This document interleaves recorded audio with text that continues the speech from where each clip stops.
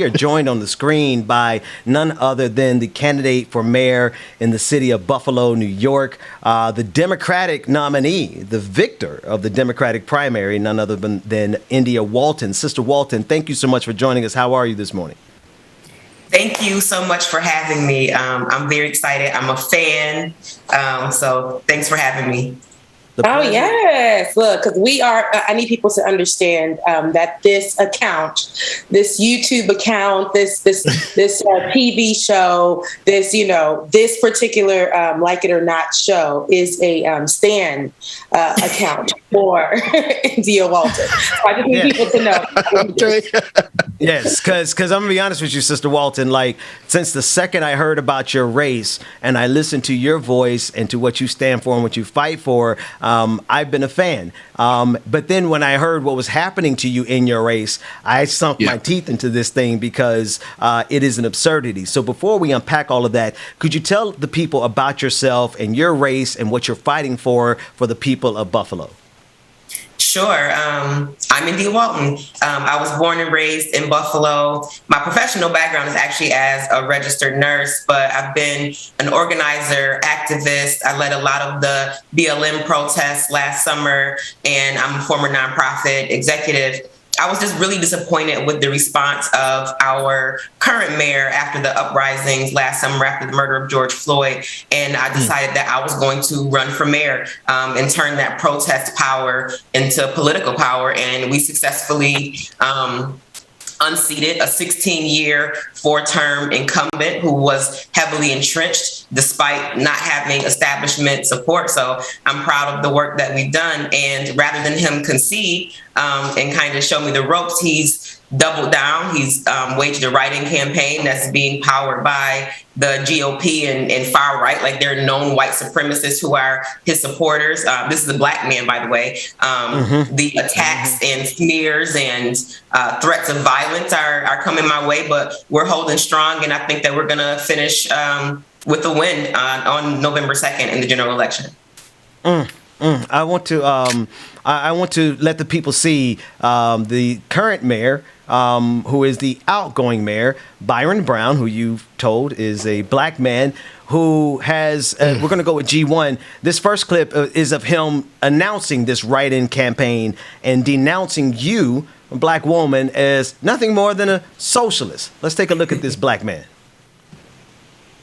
We are going on to the general election as a candidate for mayor, and what people have been saying is write down Byron Brown. You know, we know the difference between socialism and democracy. We are going to fight for democracy in the city of Buffalo. The voters have said that they don't want an unqualified, inexperienced, radical socialist trying to learn on the job on the backs of the residents of this community. We will not let it happen. I am a democratic socialist. The first word in that is Democrat. And there you are at the end. Sister Walton, just please expound on Byron Brown. He's a corporate Democrat.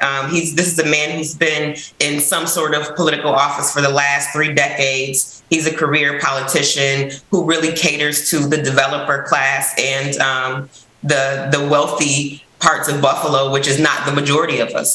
Buffalo's the 3rd poorest city of its size in the nation. We have a childhood poverty rate that's above 50%. And what I stand for is working class people, folks who come from neighborhoods like I grew up in that need help, that need assistance, closing this racial wealth and home ownership gap, who need access to quality jobs and education and healthcare. And to me, that is what being a democratic socialist means. And it's unfortunate that people believe that there are some folks who don't deserve decent food, clean air, and water. So, game on. And I think that your theme song is very appropriate to this campaign, like it or not. I'm here. And the fact of the matter is I'm going to win November 2nd. And we're going to begin prioritizing those that have been left behind for so long. Hey. Yes. Shout out India Walton. I greatly appreciate you for that. Yeah, no, I feel that. So I just want to add in that, Mayor Brown, the clown. I'm just kidding. Mayor Brown, he, for him to have that position and hold that position for a long time, making history in his moment, right?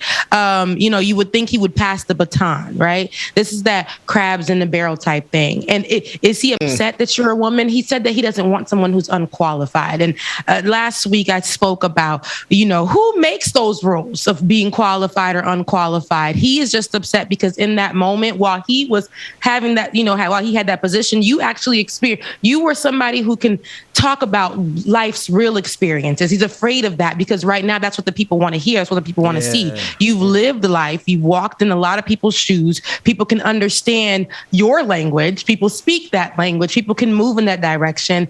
And they know that with someone like you in office, having that seat, making history as the first Black woman, but having that seat, it's going to be where you actually are for the people. And I believe that's what Mike Brown is scared, or Mayor Brown, whatever.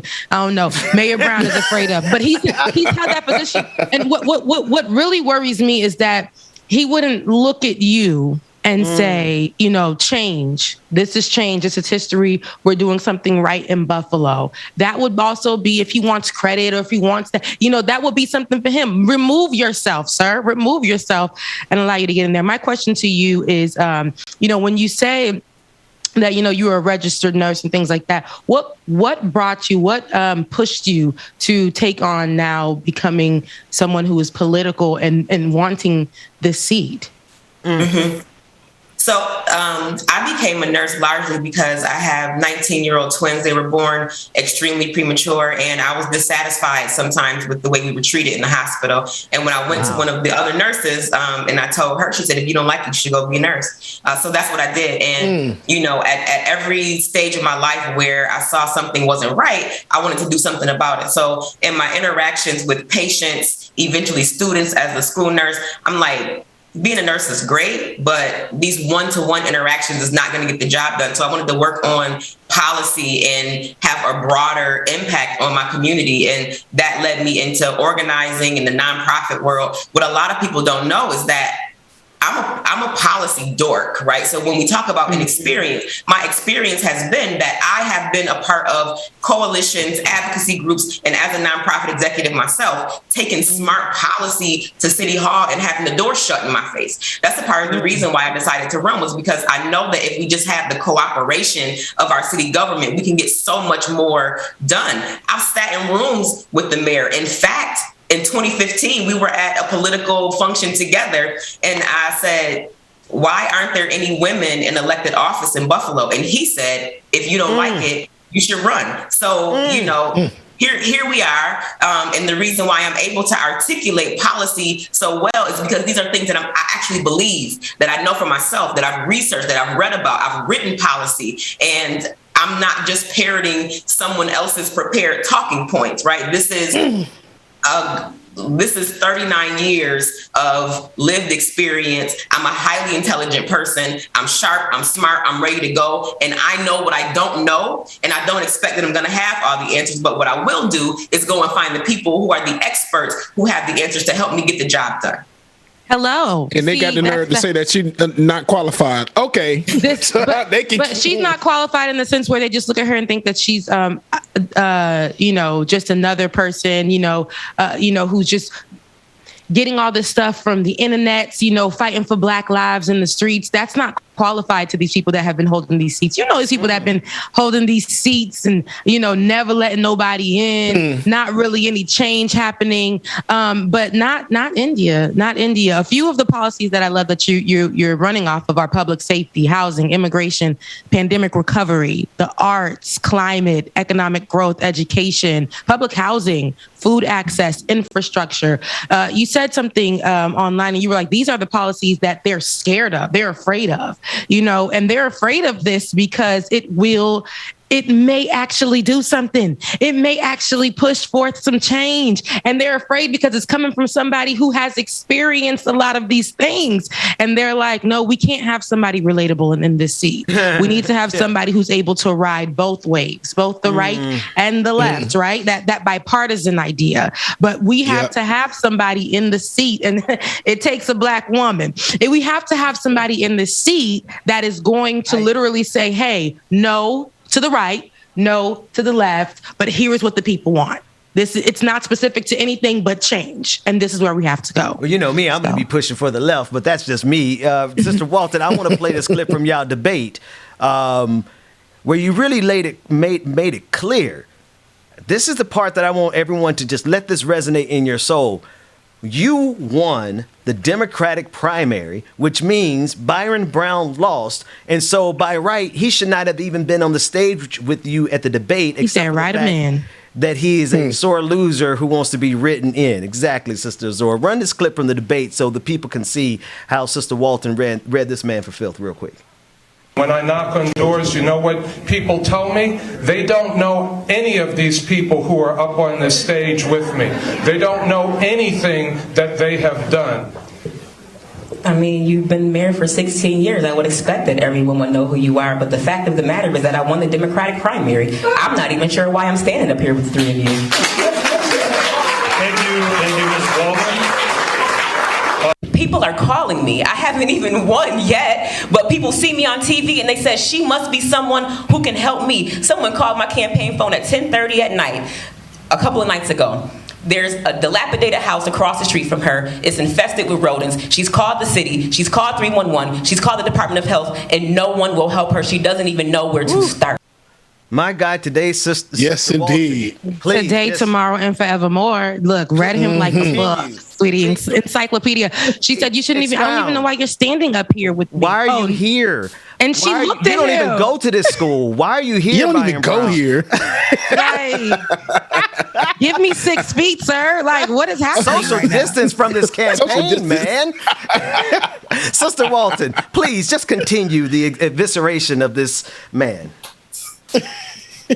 You know, I am one of 6 children. I am third in the birth order. I'm 5 feet tall. I have 4 brothers. And before I went on that debate stage, my little brother called me and he said, I don't know why this man will ever even try it with you. And he like, just do what you do, sis. You got this. And when I practiced and I rehearsed my answers, I listened to it on a loop in my headphones. And when I got in the room and I listened to their openings, I took my notes and flipped them over. And I said, game on. All I have to do is be myself. The people want to listen to the truth. And this is one more debate than he acknowledged or even gave me in the primary. He didn't want to engage in dialogue or discourse when it was his turn. And during that time, he still didn't want to talk policy. He didn't want to talk policy. He didn't want to talk issues. You know, he was on the attack and clowning around. So, I let him have it, and I will continue to do so because it's unacceptable that he feels like his style of leadership is what the people are asking for. They voted already in June. They're going to vote again in November. And, thank you for your service, but you're no longer needed here. Thank you for your services. Thank you for your services. Sorry to that man. Rebecca. We are so ready. No, we're so ready. I think, and I said this when we was just rooting for you, because we was rooting for you. Okay, India, we was back here like, hey, like India, call our phone, India for Buffalo. That's what we were doing over here. But in that time, just to see a lot of, just to see you breaking the ceiling, right? And fighting your way in. I hate that you do. It has to be that way. But in this particular moment, like you are, you're breaking ground, right? Yeah. And I think that they're afraid of what's going to be new in that area. Never, when people think of Buffalo, we're not going to think of it being led by a Black woman. And we're talking history. And when we change history here, or when we add to it, and when the person that we're adding to it is Black, it makes America shifty. You know, it makes America uncomfortable, and it makes the people that are usually in power, which are usually white males or males in that position, it makes them, you know, look at it and say, no, we need to gain control. But in this time, your fight has been something beautiful. I hate that you got to fight this way, but you I have yet to see you be like, I'm just going to sit down and I'm just going to let them take this. You are like, no, I'm going to fight until the end, baby. And I will win. And I pray that for you. I hope that you do. I believe that, because with all of that in you, ain't no way. Buffalo deserves this. Buffalo deserves this. They chose you. Yeah. That's the thing. Like the primary, you won, and you have had to go through a series of court cases as Byron Brown has inserted himself back as a sore loser. It's what I consider to be his own version of Donald Trump's big lie, not being able to take his loss. Tell us about where you all stand now in terms of all the different court cases and the decisions. Is this guy actually going to be on the ballot, and how do we get victory? Because the people have already spoken. Mm-hmm. So, he was actually placed back on the ballot by a federal judge who was a Trump appointee and the brother of one of the incumbent's largest donors, right? But after a very extensive court battle, the Court of Appeals overturned that decision, so he is not on the ballot. But, you know, he has an independent expenditure that's Republican backed. Millionaires are pouring lots of money into this race locally. In fact, not only are they saying write down Byron Brown, but like the word has it that they've ordered stamps so people can go and stamp his name on the ballot. So, you know, that coupled with concerted smear and fear campaigns, lots of media being pushed against us. You know, the way we get to victory is boots on the ground, text and phone banks, but we need help with the finances too. I don't take money from lobbyists, corporate developers, or big companies. We raise our money, individual small donations, one supporter at a time. Folks can feel free to visit our website at www.indiawalton.com if they want to sign up to volunteer. I don't care where you are in the country. You can get on the phone and make phone calls, or you can send your financial support, $5, $10, $500. You know, we can use all the help that we can get in this moment, but we're going to keep on pushing, keep working hard each and every day. And I think that ultimately justice will prevail and we'll be victorious come November 2nd. Victorious. It's a good word. Victorious. I believe that. Look, where two or more are gathered, okay? It will come. It's going to come to fruition. Yes, reach out, Bubba. Reach out. We can touch and agree on that. Amen. Extend your hands to the camera all over the internet, all over Bob.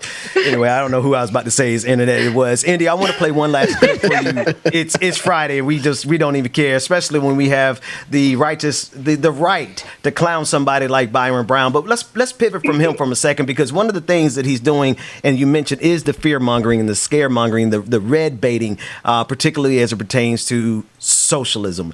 This is a clip, and you were at the New York City DSA, Democratic Socialists of America annual convention, and you're talking about quote unquote socialism and how it's portrayed as something that should be scary to black people. And I think that you handled it brilliantly. Let's take a look at that clip.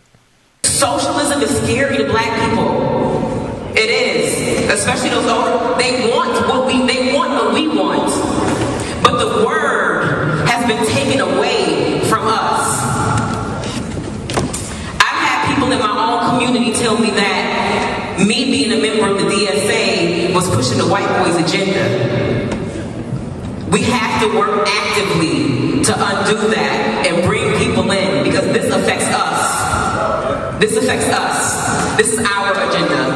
And I'm so independent that I wouldn't be pushing an agenda if I didn't feel like it belonged to me. So again, I thank you. Keep up the fight. I am yours in the struggle. We've seen it. We're watching it before our very eyes. We're going to have a socialist mayor. When we organize, we win. Solidarity forever. I love you. And I think now I'm going to take questions. Solidarity forever. Sister Walton, we know your time is pressed and you have to get out of here, but I want you to get the last word and see if you could just put a bow, a ribbon around all of this as it pertains to your life. You know, and Rebecca pointed that out. Like you actually are out here ministering from a depth of experience, but also your fight for justice and your fight for democratic socialism. Yep. Get the last word and then tell the people how they can connect with you. I always wrap up everything that I say by saying that this for me is a radical act of love. I love my community. I love people. I am a caregiver, a mother, and a nurse, and I will never stop fighting for what is right, even if that means that I have to sacrifice my time and talents. I'm always going to show up. I was up at 6 a.m. on the picket line with nurses that are going on strike because their employer is not negotiating their contract in good faith. And that doesn't have anything to do with politics. It has to do with people and prioritizing people first over profits or anything else. So I just want to say I love you. Thank you for having me on. And again, if folks want to support, get involved in any way, learn more, visit our website at www.indiawalton.com. Follow us on all socials. Our socials are popping these days. And if you like any of those snappy lines, give us a follow and a like. Hey, yes, I like that. I love that. Thank you so much, India. Look, we're gonna be writing for you. We're rooting for. Well, over here we love Black women, okay, and Black women who are pushing for change. And so we'll be rooting for you. And when that time comes, we want you back on the show so that we can celebrate you properly. Okay, a whole party. When it's time to party, I just know y'all coming to Buffalo. Book them flights. Man, what? Thank you for the invite. We will be there. Hey, we will be there. We're going to pull up. Matter of fact, we're going to pull up like this, James. Take us to a quick break and let's see the first lady of Buffalo, the soon-to-be mayor of Buffalo, India Walton, out of the club. Thank you so much for hanging out with us this morning. Thank you. Thank you. Thank you.